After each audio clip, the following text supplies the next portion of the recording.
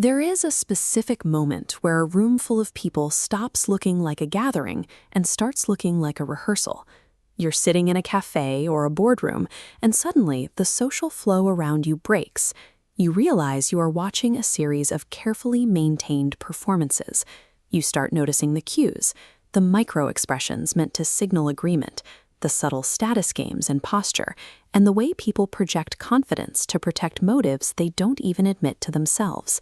Once you see the underlying architecture of these interactions, the change is permanent. The ability to participate without thinking, to just exist within the game, is gone. You can't unlearn the way the scripts are written. Friedrich Nietzsche described this as a curse. He argued that the man who knows too much finds himself unable to fit in anywhere, burdened by an awareness that the rest of the world ignores. This shift transforms you. You move from being an active member of the group to a permanent observer, separated from the crowd by a gap that didn't exist an hour ago. Your first instinct is to describe what you see.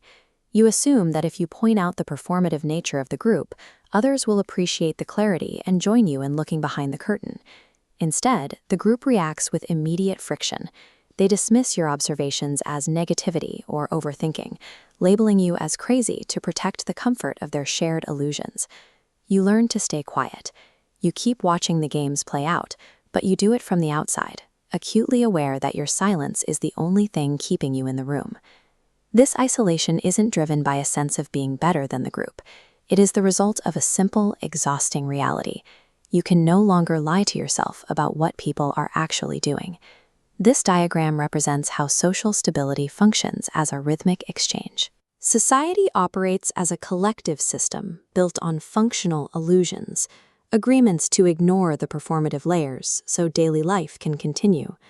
Surface-level scripts act as lubricant, allowing the nodes to interact without friction. When an observer points out the scaffolding, they threaten the entire rhythm, introducing a variable the system isn't designed to process. To preserve its own function, the system severs the connection to the observer, prioritizing the stability of the illusion over the truth. By dismissing the one who sees clearly, the group avoids having to look at the structures they rely on. Gaslighting the witness is the price of keeping the operating system from crashing. The hostility directed at you is a measurement. It shows exactly how much pressure your awareness is putting on a very fragile social structure. This forced exit from the group is the beginning of a specific psychological journey. In formal terms, you are entering the process of individuation. Carl Jung described this as the difficult requirement to become who you actually are.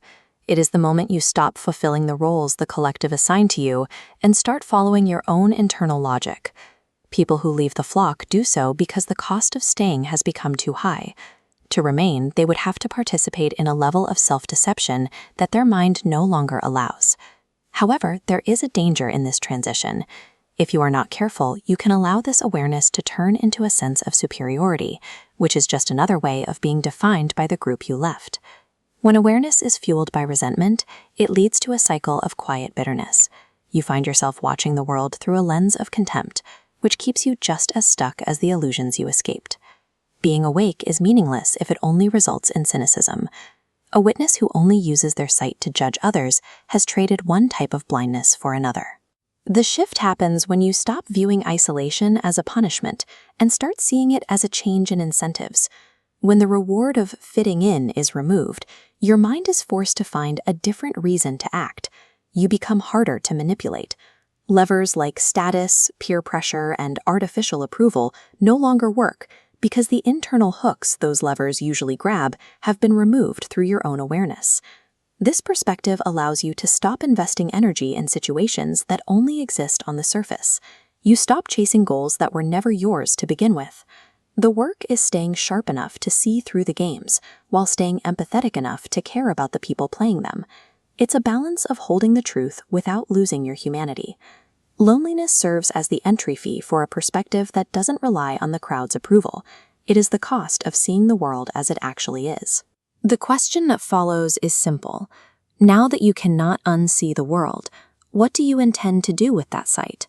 Awareness can either stay locked in isolation, where it eventually turns into a burden, or it can be used to create something that wasn't there before.